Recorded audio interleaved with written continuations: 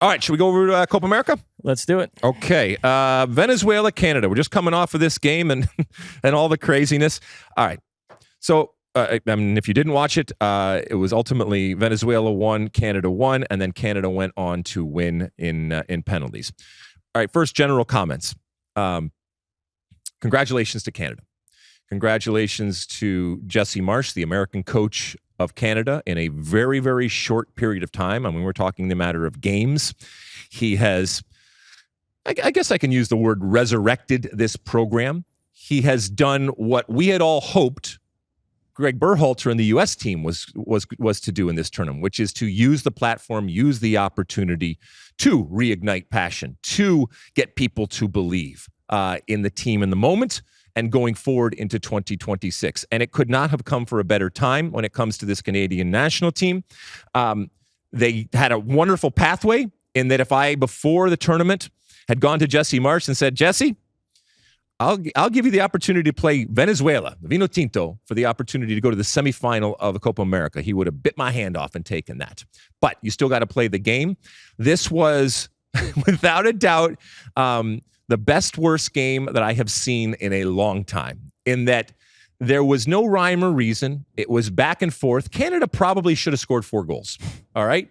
I was not impressed particularly with Venezuela. And as a matter of fact, the only reason Venezuela, I think, got back into the game ultimately was a boneheaded type of situation that resulted in a fast break with a one-on-one and then the chipping of McIntyre in goal. That was just insane that it happened, and insane that Jesse Marsch let this happen off of a long throw-in, their own long throw-in down there. So all sorts of crazy stuff going on, but ultimately this means that Canada is going on. Canada. I can't even tell you how much, Mosse, this hurts, all right? And I'm human, and I'm an American, and I'm coming off a devastating result when it comes to what the U.S. did in this tournament, and I got to see Canada. I got to see Canada do this. And, okay, I'll step aside and I'll say, congratulations to Canada. But from a U.S. perspective, and I was with Clint Dempsey and I was with Mo Adu watching this, I mean, this hurts, man. This anybody but Canada, Mosse. Anybody but Canada. Wow. On that Venezuela goal, you're right. It was a mistake. Maxime Crepeau caught out of position, but Rondon made that look easier than it was. That was a great finish. And what a year he's had with the CONCACAF Champions Cup, Pachuca, and then what he's doing in this tournament. But he's out now. Canada move on. They will face Argentina in the semis at MetLife Stadium. That's a rematch of the opening game of the tournament. Argentina won 2-0 in Atlanta. What do you think? Do you give Canada any chance? Well, I mean, I think it is important that they've already played this team. Okay, so they have seen what it is. I think that they are riding high. I think they definitely don't have anything to lose. But I don't necessarily give them a chance. I'm not putting my money on Canada doing something special, especially if they play the way that they played this Venezuela game. Now, I think the way they played Venezuela was just kind of on offering, and they just took it and kind of did it. But they certainly can't do that because they'll get ripped apart by Argentina. But again, when it comes to anybody but Canada, I'm being a little flip there when I'm talking about it. So I am. There's a little part of me that is happy that Canada did this. Also in the way that they did it, the MLS influence that they have, and the success that it did. And there's a small part of me that was envious and jealous of what I saw with Canada, because there was I know I'm going to grumpy old man this thing, but an old school American flair to the way in which they played. And I know it was a lot of rah-rah and spirit and, physical play and all that, and bend but don't break at different times, and, all that kind of stuff. But it reminded me of what America as a team once was. And I'm okay that we have moved and evolved from it. But again, I talk about we can take the good from the past and can carry it on and have the best of both worlds. And it was nice to see Canada kind of employ that. And I would call it an American type of quality, but I'm sure the Canadians would call it, and Jesse Marsch would call it, ultimately Canadian. And ultimately, it's successful. And they are in the semifinals, all right?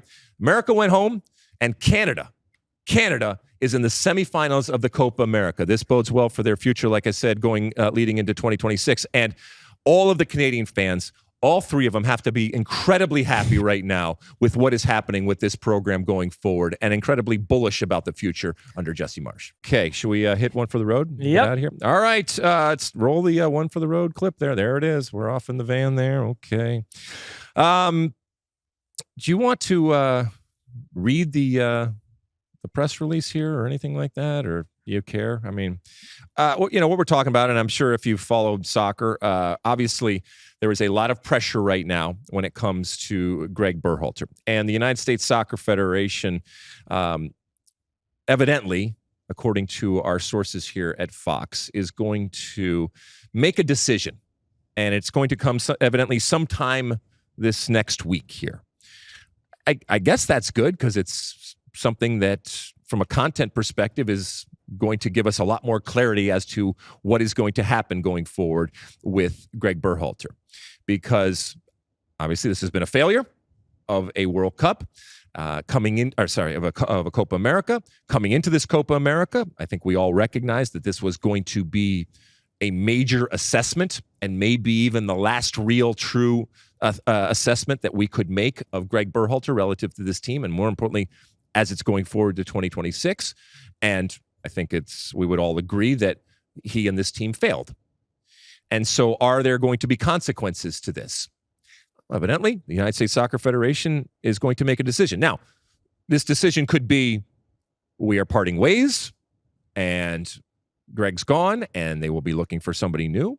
Or this decision could be from Matt Crocker, who made this decision initially, that I'm sticking with my guy and we're going to continue on.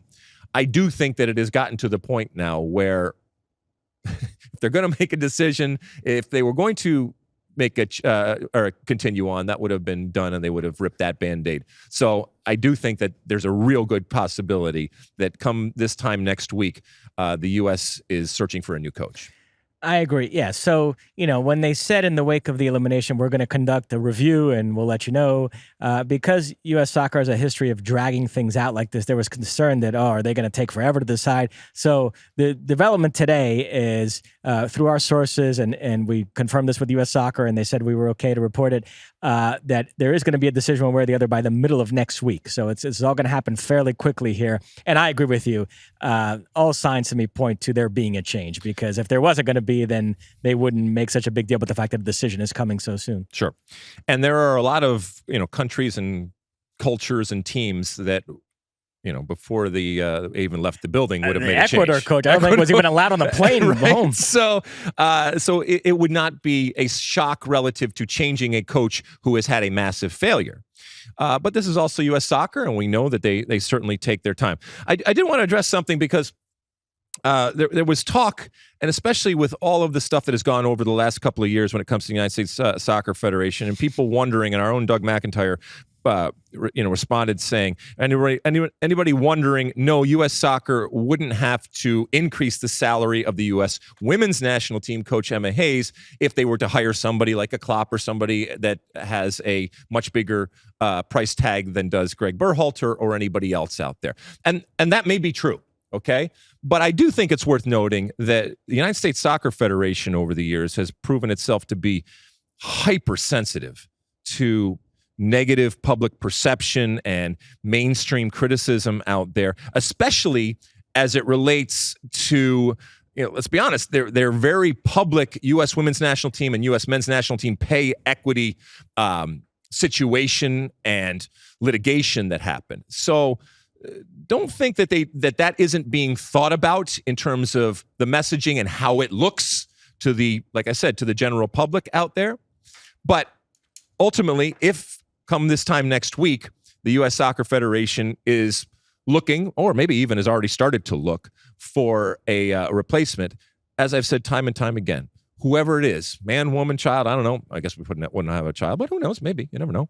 Whoever that person is, I hope that they bring us together. I hope that they unite us. I hope that they can give us things going forward where we can celebrate like the Canadian fans are celebrating tonight. On that point, we know Kyla is a bit of a troublemaker, and so she puts in the rundown, did we hire the wrong American? She's obviously alluding to Jesse Marsch.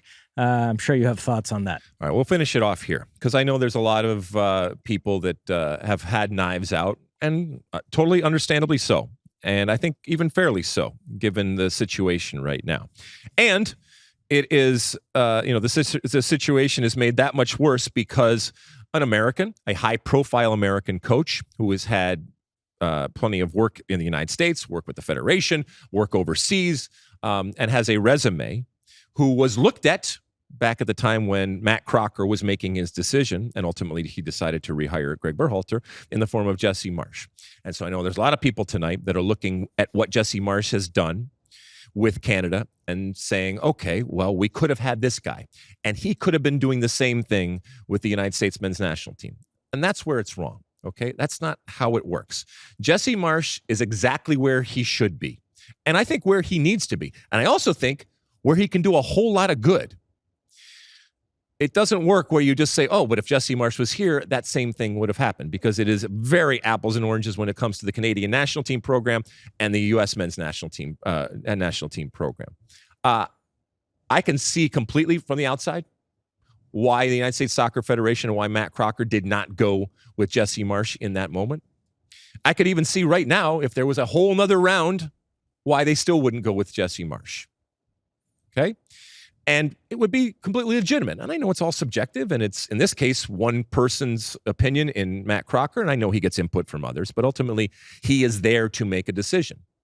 And as I've said before, Matt Crocker, who is the sporting director for those that don't know of U.S. soccer, he is in a pickle right now because Greg Berhalter was his guy.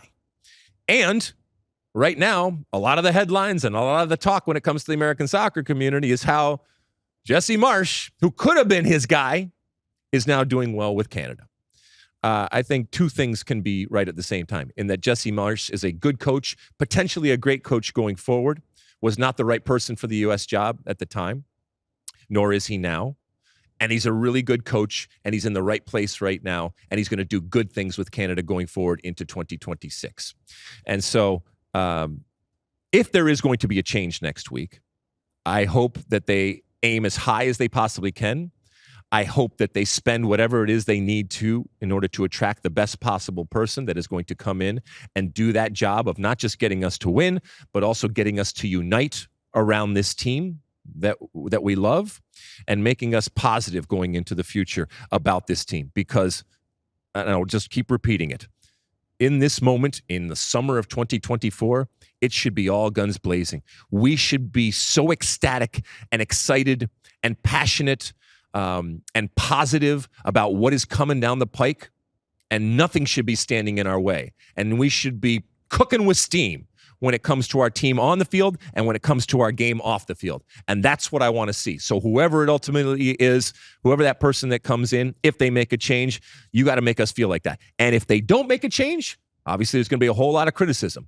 But if it's going to continue with Greg Berhalter, then he has to find a way. And it's up to him and this team to prove and to win back a lot of hearts and minds right now.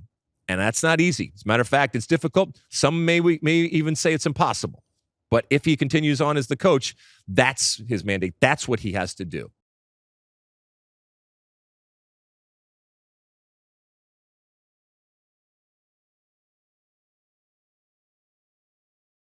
You like that clip? Well, my State of the Union podcast drops twice a week right here on my very own YouTube page. The only way to stay up to date is to hit that subscribe button down below. Size the day, and see you soon.